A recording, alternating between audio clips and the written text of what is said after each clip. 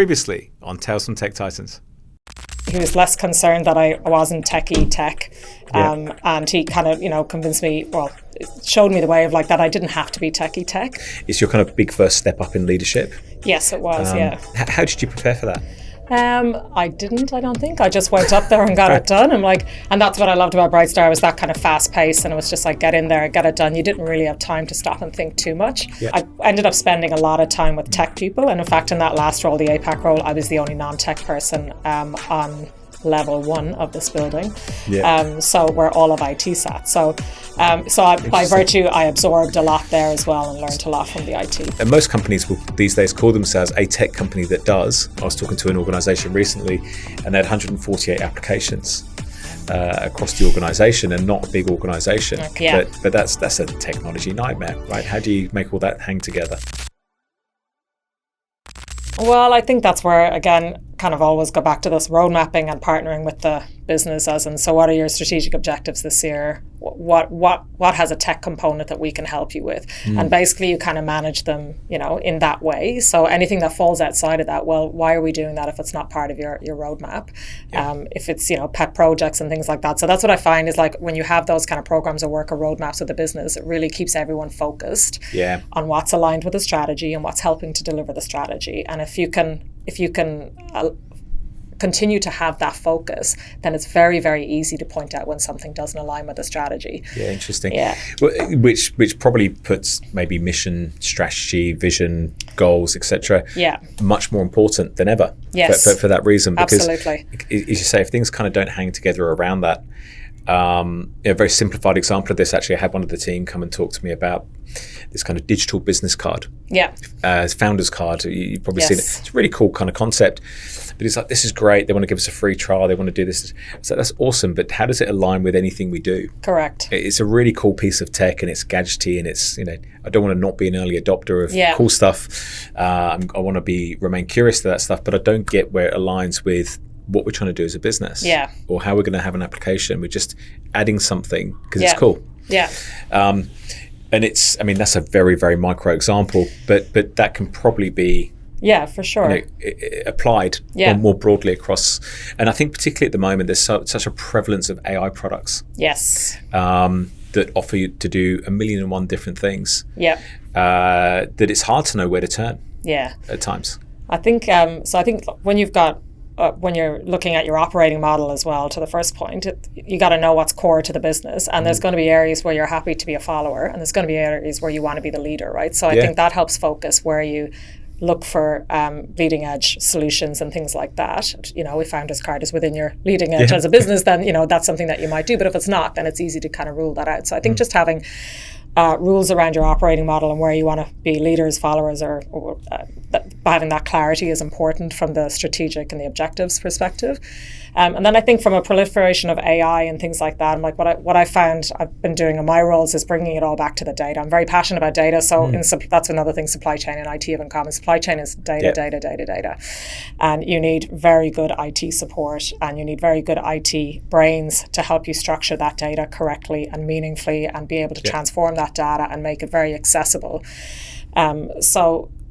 And obviously, as most people know, data is the foundation of AI, right? You can bring whatever AI tools you want in, but if your data is no good, then you're not going to get anything from that AI. So that's where I tend to take the discussions to. And then from there, you kind of go, well, so now we need people who are data literate within the business who understand that data, because we can get an AI program in to look at the data, but who's going to interpret, or who's going to understand what value is coming out of that data and what we need to be looking for to get the value. So again, you need that kind of functional expertise with that data set to understand how to apply the AI over that. So IT can help with that. If it depends in businesses, it depends whether the data warehouse sits with IT or with the business, where the ownership of that sits. But you definitely, again, you need that functional expertise and that overlay on the data to kind of work with IT to determine what the AI outcomes you're looking for are as well, right? So interesting. It's definitely, as you say, it's probably making IT more integrated into the business than ever. Yes, absolutely. Absolutely. And the other way around. As well, the business integrated with IT. So I think if you went back to that time where you were the only person in tech on the floor, it's probably not the case anymore. Or sorry, from non-tech on the floor. That's right. That's probably not the case. But I saw that you left Aurora. I still can't say it, but you left there in March 2020, which kind of as COVID was all smacking I the world finished about. like a month before lockdown. Yeah. So I ended up taking a break out of work for a while after that. Was it a consequence of COVID that kind of? No, I just decided it was kind of time to move on. I think that the environment there had changed, and I thought it was time to move on and look for my next opportunity, which was I was keen to go and do a CIO role and kind of go in and apply things that I'd learned from Matt and learned from Aurora in that role and kind of expand myself a bit more. Yeah, right. Okay. Because I saw that obviously because of COVID, presumably those opportunities weren't just sitting there. And there was a bit of, I guess, a kind of, an unsettled year, right? Yeah. In the job market through that period. Yes. And you briefly joined 4PL. Yes. Which is a kind of specialist supply chain consulting. Yes. And I looked at it, I thought that's really cool because you've kind of gone back to what you did. Yeah. But probably with a bunch of new experience and exposure from being in industry in a different role. Yeah. And then you've gone in and done some kind of consulting work around transformation. Is that right? That's correct. Yeah. So I'd kind of come across Brett at 4PL through Matt. So Brett's a very experienced consultant. 4PL is a great business. Yeah. And I'd enjoyed kind of the meetings and interactions I'd had with Brett to that point. So he knew I was at a loose end and was come and do some consulting for us. So that was a really good exposure to me as well. They're a very seasoned business. They've got a lot of great customers. They've got a very transparent way of working, which I found quite refreshing in the kind of consulting world. And they were very much more about kind of building that capability into the business, into their customers, and so that they could truly operate it themselves and kind of walk away. Yeah. So it was a very interesting role, and I've really enjoyed it. It was kind of just dealing with different customers, different industries, which I enjoyed. So getting into different verticals and learning more about other industries, and so it was a good way to do it. I'd also had my daughter like that year as well, just before COVID, so it was good to kind of have that flex and to be able to spend time at home if I needed to, and kind of do a couple of days here and there. So it was really great to be able to do that. It kind of worked in the moment for what it was. But in 2022, I saw that you joined Timberlink. Yes. As CIO. So you kind of got where you wanted to get to. Yes. And then I think you went on to CITO as well. Yes. Is that right? After about 9 months. Yeah. So what was kind of going on sort of there in terms of that opportunity and that role, and what were you kind of building out? Because I think I saw some stuff around a cybersecurity investment, a network. It seemed like a lot was happening in that period there. Yeah, I think so. They'd had a head of IT there who hadn't been afforded a lot of time, I guess, to kind of really grow that function, and they recognized that they got to a kind of a tipping point from an IT perspective that they needed to take it a bit more seriously and have more focus on that area. So they created the role. And I remember sitting with my boss, my to-be boss at that time, Ian Tyson. I said, well, I'm not a very techie person, so if you're looking for a tech CIO, then that's not me. And he was like, no, we need someone who understands supply chain and who can bring the two together. And I said, well, that I can help you with. Match, so that was kind of the remit that I went in, which was kind of like my dream remit, to be honest. We kind of had to shore up a lot of the network stuff, the architecture stuff, security, working, get new vendors in to kind of help us with that, because it was a small team. So we only about, I think there was like 6 or 7 when I left, but there was only maybe 4 when I started. Kind of rolled out that partnering model as well to kind of work with manufacturing and finance and look at that. So it's just a lot of hygiene stuff from an IT perspective, which is what was very valuable for me at that time. It was it's good for me to get that experience and that learning to kind of really understand in detail and get a bit more techie around what those solid foundations needed to be. Bringing in cybersecurity vendors, working with managed service providers. So it was really good being able to kind of build that function up and make it a function that the rest of the business came to seek advice from and say, hey, we're thinking of doing this. How would that work? And so we worked hard in building those relationships to really kind of plug in with the business so they would start coming to us. So we didn't end up with 148 applications kind of around the business. So, and there was a bit of tidy up for that as well to do. And that was where we kind of leveraged the whole architecture piece, and we educated the business in architecture and why it's important to do, not to just go and buy a license for these things and run off on your own. And we had very disparate, even from site to site, there were very different systems in place. And of course, from a manufacturing perspective, it's a whole other world when you get to systems, right? So it's a whole other ecosystem. You've got your operational tech, and it's got to interact with your IT. So it's just having that whole other layer of architecture, like a sub-architecture nearly within the sites, was quite interesting as well. Yeah. So. It is interesting. It's interesting to how you kind of describe your roles in tech. It's very much the kind of advisor to the business. Yeah. The kind of the point that people come back to. Yes. I want to call it the sage. Yeah. If that makes sense. Maybe it seems slightly awkward with that. There's a title, but you know what I mean. There's any work in the oracle, the sage, or whatever. It's the kind of person that people kind of come to and kind of say, look, we're trying to do this, or we're thinking of this. And, which I think, CIOs come in different flavors in terms of the contribution they have to the business. But that's my sense. You've got a really clear sense of what you bring to the table. Yeah, and I think, I'll hark back to supply chain once again, because that's what supply chain was, right? Because basically when supply chains went wrong, it's because there was a group of people or a team who have a great idea over here to go and do something or market something and build something, and they don't tell anyone, and it creates havoc throughout the supply chain, and the business ends up sometimes looking a bit silly because it can't deliver against its promise, or it's not organized in the back end. And it's very similar. The true same can be said for tech. It's like if the business goes off doing something without consulting tech, then the business can end up in a lot of trouble, and especially with cyber initiatives and things these days, like it's a lot more perilous than what it was 10 or 15 years ago, going and doing something without tech. You just can't do that today. It's not good business. Yeah, of course. Yeah. And of course, every vendor will promise you that everything will integrate. Yeah, of course. Yes. Because it always does. Seamlessly. Yeah. And you moved on from Timberlink, and then you've taken kind of what I'd say would be the next step in a career. Yeah. Into COO with Ausfine Foods. Yes. That's still relatively new. I think you're probably within the first few months there. So how's that going, and what are you enjoying about that role? It's good. It's not manufacturing, which I kind of enjoy. Because manufacturing for me can be quite a slow environment. Sometimes it's difficult to change course in manufacturing. It takes a lot of time. Yeah. So it's a bit more dynamic. So they're kind of more a trading business for meat and dairy imports and exports. So it's quite dynamic again, which is the environment I really enjoy.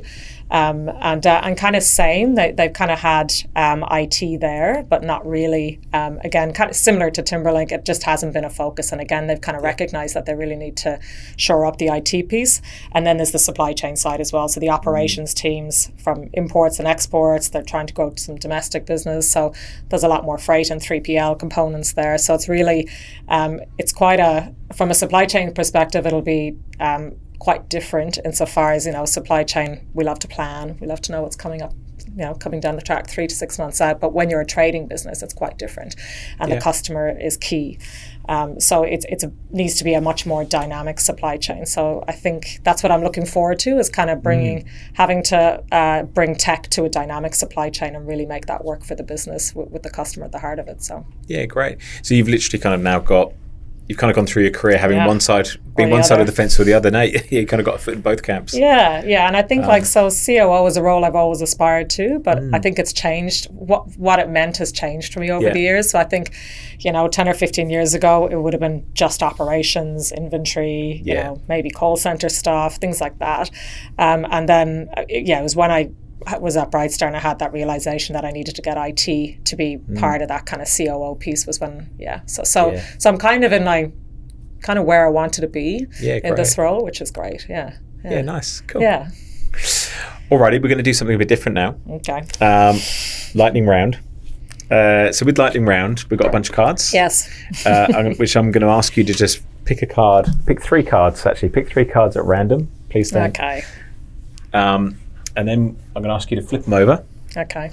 So if you watched some of the older episodes, you wouldn't have seen this. This is a newer thing. This is only a few episodes in. Flip it over, read the question, and give us your answer. What's next in your career bucket list? Well, that's a good question, because as I said, I'm kind of in the role where I wanted to be. Yeah. I think, I think I've just started at Ausfine, so I really want to get through, not get through, but establish myself there and grow that role. And I guess from there, maybe it's doing COO for a bigger company later on, but I think for now I'm kind of enjoying where I'm at, and I think I've got some reflecting to do as to where I do go from here, to be honest. So, but I've got a couple of years to figure that out. Yeah, worry about that down the track. Yeah. So I feel quite fortunate to be where I am at the moment. So, yeah. Cool. What have we got next? What are you most proud of in your career?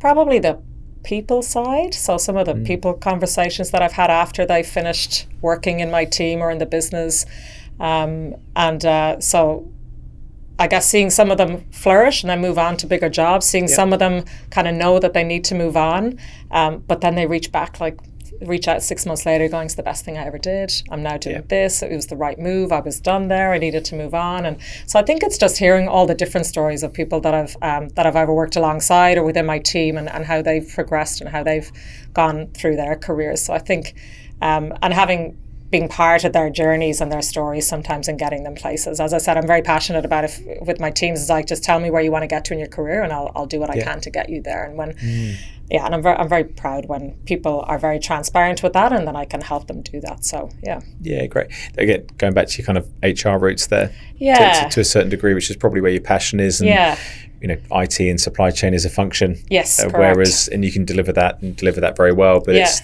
as we said earlier, it's the people, not the products, right? It is, that kind of make work an event, let's say, or kind of part of our life. So definitely. Yeah, cool. Yeah. What have we got last? Last we have, at what time of day do you get your best work done? The morning, I would say. Yeah. So. Yeah. That always been the case, or is that as you've matured? Yeah, I think so. I think it's more. No, I think it's probably always been morning, because you kind of get in, you kind of get what you need to get done, and then because as the day goes on, people tend to get more distracted and kind of move around a bit more. So you end up having a lot of more impromptu conversations, which are great. Like that's what work is about as well. I try to tend to focus and just get things that I need to get done in the morning out of the way, so that I have time for if people drop by, or just for a random chat here and there. Yeah. So. Because that's the kind of blessing and the curse as a leader. Yeah. Isn't it? Right. If the casual, have you got 2 minutes? Yeah. Right. It's never 2 minutes. No, it's never 2 minutes. So how much of your day do you ideally kind of allocate to meetings, and how much do you allocate to kind of free time to work on stuff that you want to work on? I typically I tend to book myself out maybe on Friday afternoons, so I can really wrap up the week and kind of feel like, I guess, tidy up what I've done that week and set myself up for the following week. So you kind of get a sense of, well, ideally achievement, that you've done something that week and that you're setting yourself up for the next week. So it's a good way to finish the week, I think. Yeah. And plus, no one wants to be hassled on a Friday afternoon. So I think it's a good way to do it. It just lets everyone wind down. But otherwise, I think we actually have a meeting-free day where I work now. So Wednesdays we don't do meetings, which is really nice. So it does mean that Tuesdays can be a bit busy and Thursdays. So it kind of allows time then to go and have those conversations on a Wednesday. But typically, I think it depends on what stage I am in my role as to how much time is taken up by conversation. So the earlier I am in my role, the more impromptu conversations I'm going to be having, which is exactly what I need to be doing. As people kind of learn to get to know you, and you keep telling people, "Oh, come and talk to me, I'm available," and as people kind of warm to you, they take you up on that offer and come and talk to you, which is always great. So so I think it depends on what stage we're at and what's on at the moment as to how many impromptu chats that we'd have and how many are actual formal meetings. So are you 5 days in the office at the moment? Yes, because you're still sort of new into the role. It's interesting because I kind of observe, if I'm in the office, which is about 3 days a week, I have more impromptu conversations. Yes. Whereas I think when I'm home, people don't tend to phone me with a, can I get your opinion on this? Unless it's a big opinion or a major blocker. Yeah, it's true. Which often makes me worry about, well, those 2 days a week, what's happening with those impromptu? We were just having that conversation yesterday at work, actually. So it's there is definitely a lot of value in that around having that environment to be able to have those impromptu conversations. I think someone mentioned even grads. We always have graduates in as well. So it's, for their experience to be enriching, they do kind of need people, to have those impromptu conversations with. It's interesting. As we're talking about that, I was reflecting, I remember sort of early on in my career, and again, I worked in a culture where it wasn't really like an office culture. Yeah. My boss wasn't in an office behind a door or anything like that. He was at a desk. But I could see him working away. But if I'd see him kind of go up to the kitchen to make a cuppa or something, and there was something I wanted his opinion on, that I'd strategically make a cuppa at that point. Yes. Just to be able to say, can I just get your view on this? Or I'm thinking about this, knowing that he'd have the space and the freedom, and I'd have the space and freedom. Whereas if I was going up to his desk to ask that question, suddenly it feels a bit more different. But you don't get that. You don't get that with working from home. And again, I'm definitely not a traditionalist in the sense that everyone should be in 5 days a week. But I think those are the kind of things that I think we're still figuring out with the whole hybrid I think working. So yeah, and I think because I think Amazon have just in the US have said everyone's got to be 5 days in the office, and so I think it'll be interesting to see how things work out. And the argument is it's why we were before COVID. It's what we should go back to. But I think I'm curious as to how it's going to continue to play out in that way. So I read a brilliant book recently, and I keep waxing on about this, but called The Geek Way. The Geek Way. Yeah, by a guy called Andrew McAfee. Okay. I don't think he's the guy that wrote the antivirus software, by the way. Maybe he is, but if he is, he's brilliant on two fronts. But he's an MIT professor, researcher, and basically what he's done is he's kind of unpacked the things that have made the big tech companies so successful and dominant in the last 20 years. Right. And it's a mindset of how they run the business, and he calls that the geek way. Okay. So it's not saying to be in tech you're a geek. Yeah. It's saying it's a mindset, and it's about kind of openness, curiosity. Yeah. Etc. There's a bunch of things which I won't ruin it for you, but if you're interested in that stuff, I'd highly recommend it. Yeah, because it's one of those ones I got to the end, and as soon as I closed it, I thought I need to read this again. Okay. And actually, I went off and listened to him on a bunch of podcasts as a different way of kind of engaging in his content. Yeah. But I'm still trying to. Again, there's some really great concepts. Yeah. Actually, I'll give you one concept I loved in there, which was he was talking about the creation of an MVP. Okay. And he said where it's evolved to now is the point where people create an MVP to solve something, whereas the original MVPs were created about what am I trying to learn? Yeah, okay. As an example. Yeah.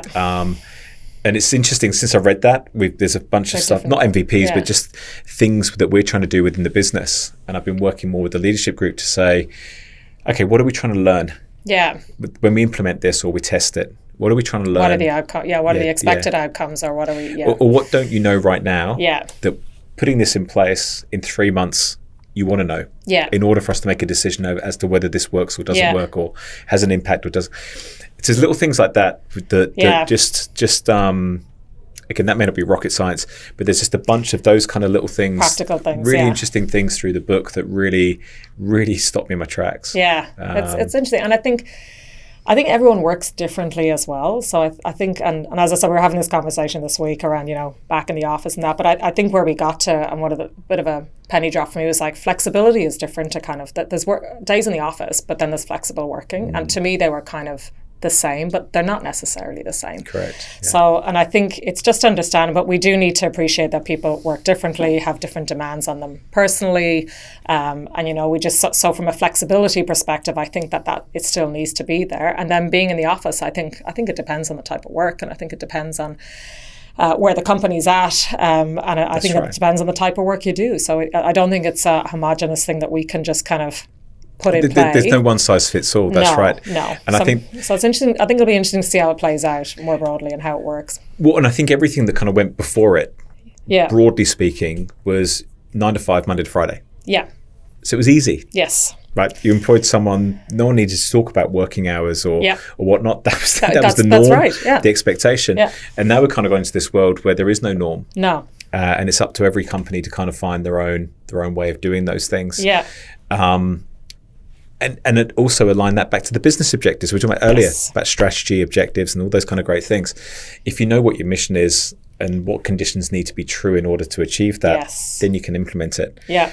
And when I kind of hear companies lurching from 5 days to 3 days back to 5 days and all this kind of stuff, I kind of think, I don't really think you know what you're trying to do with this. You're just trying to make an easy decision because you can't be bothered to, and that's I'd probably get in a lot of trouble for saying that. But no, but it's true. People, like, I don't think, people, like, I think someone was listening to about the Amazon thing to the 5 days in the office, they're saying it's going to be a bit of a bellwether. It's going to be interesting to see how this plays out, because I think a lot of people look to that to see, well, let's see how it plays out, and will it work for them? Will they have lots of people that will leave? Will they not? And just kind of, so it's it is a bellwether. So it's going to be interesting to see how it plays out. Because like a lot of these things, if you look at the data, something like less than 10% of people work fully remote globally. Yeah. Right. Okay. So a very, very small percentage of people.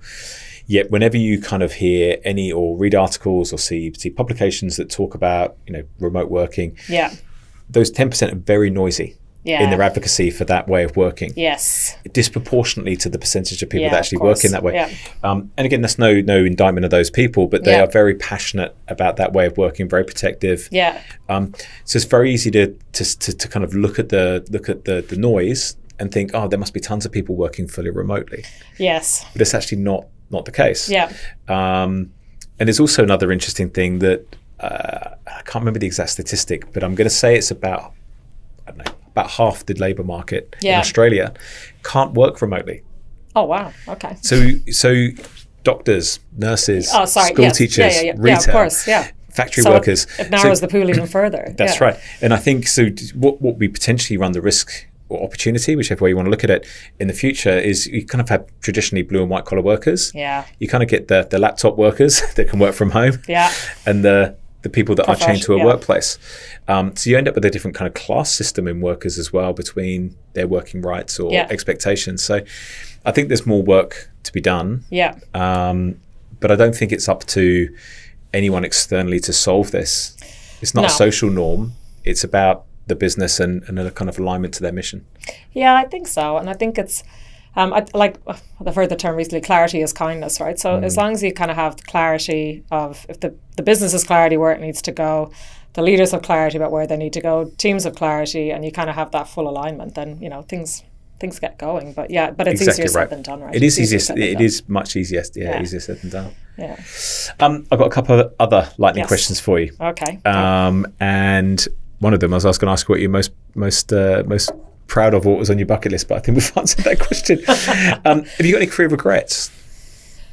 Not regrets, but I certainly had one role where I learned absolutely how not to do things, which I think is more important than learning how to do things sometimes. So, and I think I was earlier in my career, so it was kind of, you couldn't just up and leave, after 6 months. It didn't look great back then.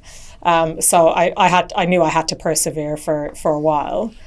So I think so that might be a regret, that I did hang around and that I felt that I had to, and that I couldn't explain why I only stayed somewhere for 6 months, because I was younger and it wasn't acceptable to say I didn't like it, because that really reflected poorly on you, right? So whereas these days I think we can have more mature conversations about it, and just kind of say, look, it wasn't for me, that I wasn't aligned with the culture or whatever that is. So probably the time I spent there I could have better spent elsewhere, but I did learn very valuable lessons as to how leadership was really poor, and just general management and how the exec behaved and things like that. So I learned a lot there about how poor leadership and poor lack of team playing and lack of alignment at the senior level can really, really make for an unpleasant workplace.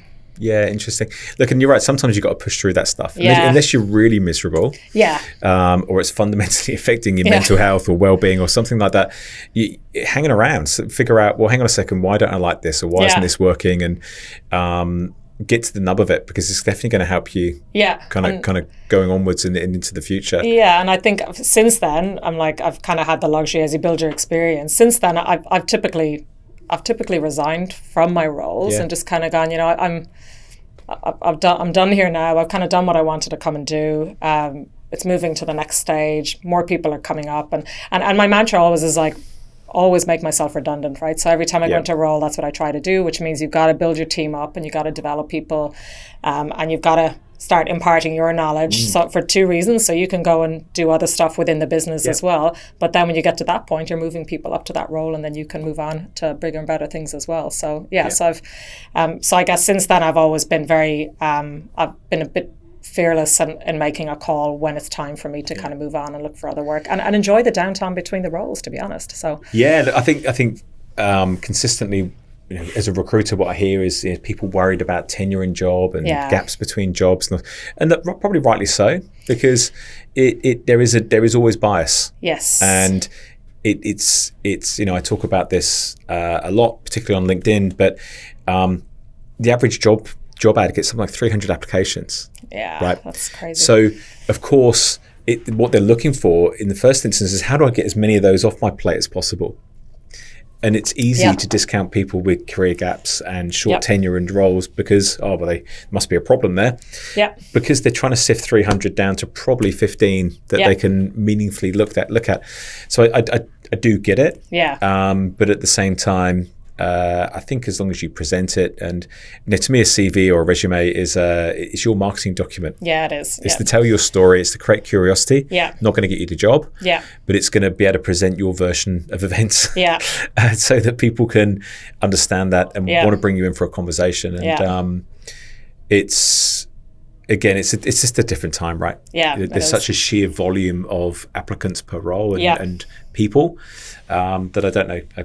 I don't really know the solution to cutting through all that. Yeah. Well, I've always invested in getting CV writing skills and outsourcing my CV writing. It's something I have done a few times over the last couple of years, and it's definitely been very beneficial, especially in the early days with LinkedIn, when you're trying to understand, how to get noticed on LinkedIn and get the algorithm and all that. So it's been very helpful. Yeah. Having that expertise, I think, and eyes over your CV, which are typically recruiters anyway. Yeah. So they know how to kind of get you to the top of the pile. So it's a tricky thing to do. But I think the more experience you have, and as you kind of go on in your career, you build that network. So you tend to kind of rely less on your recruiting network, or it's kind of through referrals from friends and things like that, or 100%. From recruiters that you have made friends with over the years. So, you have the luxury of that, I think, as you get further on in your career, that it's not as much of a concern when you have a gap. And I think it's look, it's one of the things that, again, I always advise people, if you think you're going to get your next job by just sitting there and just clicking apply, it's a lottery. Yeah. Get out, invest in your network, build relationships, build connections, get to know people. Yeah. Because you're putting yourself probably open to a whole magnitude of just a multiplier effect. Yes. Because other people are going to see things, know about things, introduce you. So it's probably the best career advice people can get. And there's probably never been an easier time than right now to find the people that you want to connect with on LinkedIn and connect with them. Yeah, correct. And just ask them to go for coffee. That's right. Go back 20 years ago, you weren't going to phone up a random company and say, can you tell me who the CIO is, because I'd like to get to know them. That's right. Maybe some people would, but it'd be a bit weird. Yeah. Right, let's be honest. Weird's not bad, by the way. Strike rate wouldn't be great.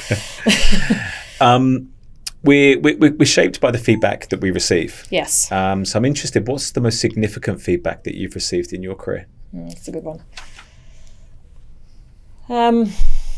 That's a tricky one. Feedback is a gift, I will say.